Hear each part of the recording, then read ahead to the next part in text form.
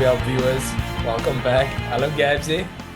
Hey, Gary, good to see you. We are back, and it is again Rugby Championship deciding weekend, almost you'd say, right? I mean, It is definitely the massive round, decide. Yeah, I think massive round. we just spoke about it.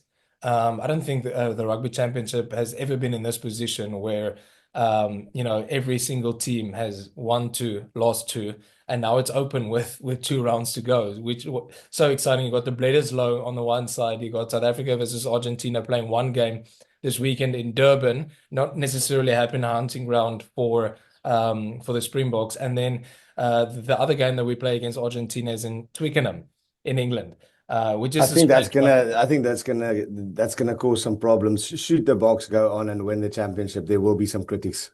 Yeah, which is fair because it's a I mean the Springboks have been very successful in Twickenham as of late. Racking up wins against New Zealand, that 35-7. They love beating the Welsh. They love beating England there. Argentina is just next on the roster for us. So nevertheless, Gabsy, let's get straight into it. There's some changes to the Springbok team. The Yeah. Springboks have never gone back to back winning the Rugby Championship. So there's a real opportunity there. Russia has gone for obviously the All Blacks game where we witnessed probably something that's going to be burned into our memories for years and years to come. He made some changes, But going. I mean, just on that, Gary, he made some changes, but I almost feel like it was forced changes. If you look at this team, it's almost like the same type of team from the last game Hmm. against New Zealand. It's But just what are forced injuries. the forced injuries is obviously Apelele Fassi. Yes, Obviously, so you have Damon Willemse moving out to 15 because there's nobody else covering 15. yeah. Then you've got the Islander coming in, experienced, don't want to, fuck around right now. And then you have basically Loot de Jager out and Etzebeth stepping in because Loot also had a injury. And that's that. I mean, the rest of the team is pretty much Oxen Che pulling out this morning. So that's the other. Hmm. But if you look at that team, it's pretty consistent. Everything It else. is. But look, we spoke about Durban not being a great place for the Springboks to play for some reason. We're not really sure why. It is the humidity there is quite an issue. The ball is slippery. The field is a bit slippery as well. So depending on how the scrum is going to go, because I think that is where we play so well against the All Blacks. We really had a great foundation of set piece. Our lineout functioned properly, our scrum functioned properly, and off the back of that, we saw some exceptional attack. Yeah. Obviously orchestrated by Tony Brown. Pulling the strings was Sasha until he went off. So Yeah, let's hope I'm that we hoping can to see recover. more of him this weekend as well because I think Money was brilliant. I mean, that loose Incredible. second half that we've had was quite open. That was just Money Leboeck's rugby, like he played fantastic in those kind of conditions, let's say, the way the game opened up.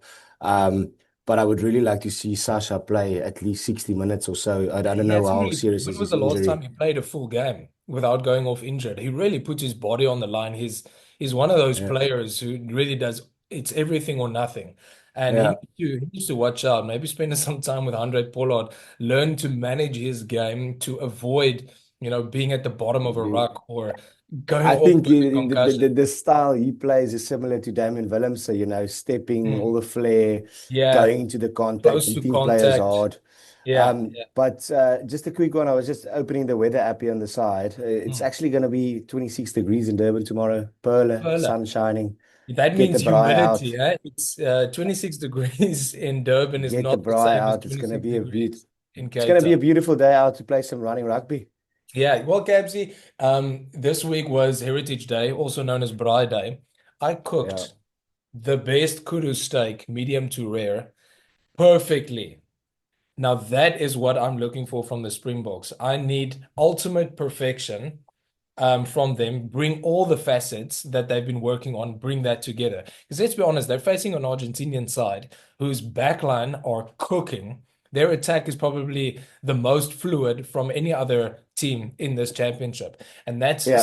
that's an area that we need to be very cautious of. So let's take it The from Argentinas, just want to say Argentina is definitely for me very much underrated at the moment. These guys are playing phenomenal. Everybody's in it, like we said it, 4 games played, everyone has won 2. But if you Mm. think about it, the Los Pumas, I think what is it, the last four World Cups, they've made three times the semi-finals. They've beaten the British and Irish Lions. They're really like on the up. So I don't think we Yeah, can completely write them off. But in the same breath, I feel like the Springboks got their numbers somehow. Like when we need to beat them, we know how to do it.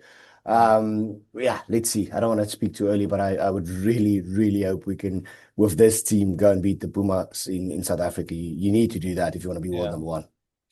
Gabsy, let's start with the front row for the Springboks. You got Thomas du Toit, Malcolm Marx, and now coming in for Oxenche is Boan Venter. Now, we know that Wilco Louw's scrumming sort of threat is immense. He comes onto the field on 50 minutes or like last time, 43 minutes, and he causes absolute chaos against whoever he's going to Mm. scrum against. Why are they choosing Thomas above Wilco in that tight end position? I've got my theories, but according to you, why start with Thomas and end with Wilco instead of starting with Volko and ending with Thomas? Or are we seeing the whole Bongi, Malcolm Marx sort of situation of, Marx ending the game? I'm thinking that Rassi's, as always, testing different combinations. And yes, Marks and Thomas has played a few games together now, Yeah. but not enough. And I think he's still also figuring out what is the impact of a guy like Wilco Louw off the bench Mm. compared to starting Thomas. I think that's the type of things Rassi would probably look at as well, like really comparing the two, giving both a start And or a not couple of just the starts. scrummaging, obviously. Yeah, of course. I'm talking about general play, looking at the Yeah. whole, the whole picture, because we know Rassi has like his system and he evaluates players based on all different aspects of the game, not just his scrumming, tackles, meters gained, Yeah. everything really, impact And on the to game that really. point, sorry, Gabsy, to that point, I think Yeah. that is where Thomas actually exceeds. He gets around the park extremely Yeah, well. no, Uh, 100%. I think that's definitely where he's got his name on the team sheet, probably for me every mm, day of the week, because I think especially how the game has gotten right now, where we're also committing less players to rucks. It's all open and free. There, a guy like Thomas, and that's also what I really like about Jan-Hendrik Wessels. I think this yeah. Jan-Hendrik Wessels is the future. He's so good. He can play hooker prop, get around the park. Like you can even probably run him in a center if you want. Which is probably true. Okay, Gabsy, then just to finish out the front five, you got Eben Etzebeth coming back in. I think he's going to bring a lot of power and experience, which is frankly required. And you got Ruan Orkia, who's been such a solid selection for the Springboks. Not Yeah, necessarily the he's really biggest guy, great. but his cool head, his calling of the lineouts, that is such an important part of getting our set piece right. And Ruan Orkia has been doing that perfectly. I don't know if there's anything you want to add on that, or shall we No, go to I mean, yeah, for me, yeah, I think the situation. I'm sitting on an airport right now. I'm with a plane boarding in 10 minutes.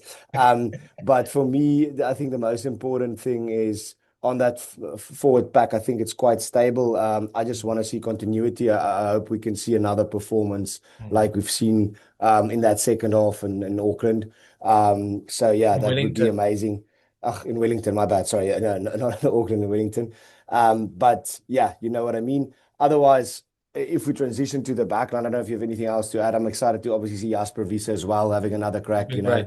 He's been vicious.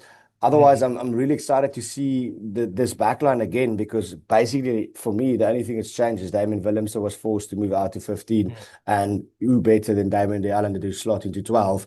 yeah. So it's excited to see Kane Moody out on another shot. I Mm. am concerned about Ches and Colby. Like getting a lot of minutes at the moment. I'm It's hoping true. he can stay He looks fit. a little bit tired still, Yeah, You're at the and 60-minute he's mark. yeah. So I don't know why not give a guy like well probably we'll see some changes if we win the first game. But then again, you don't know. It all depends also on what happens in the Bledisloe game because Mm, I don't know if Australia will do it, but I would really hope they win one of the two, and then it's coming up all to the final weekend, basically. Then anyone mm, can win again. mm. I wouldn't expect Australia to win both games. I'll say that boldly. But yeah, otherwise, I think it's a very exciting backline, very consistent selection, actually. If you look at the names, So I think Rassi is slowly starting to figure out who's the players he wants to work with, and you're also seeing some guys like the likes of Bongi Mbonambi, for example, Willie Leroux. Yes, he's been brought in right now, but some guys will slowly probably be going out of the system. Transition out, yeah. Yeah, On the notes of Damien Willems, it's interesting because he was struggling with form, and that's something that Rassi and them spoke with him about. So they decided to put him at 12 to just get the ball in his hands more, you know, yeah, get those contact meters in, make those decisions close to the line. And then they moved him back to fullback when Fassi got injured.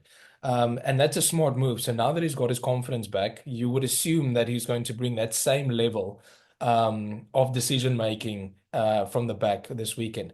Gabsy for yeah. the rest, 5-3 split. It worked very well against New Zealand. Let's see how that goes for the rest. For Argentina, their selection has been quite consistent as well. They've got their great fly off coming back. What was his name again? Love that guy.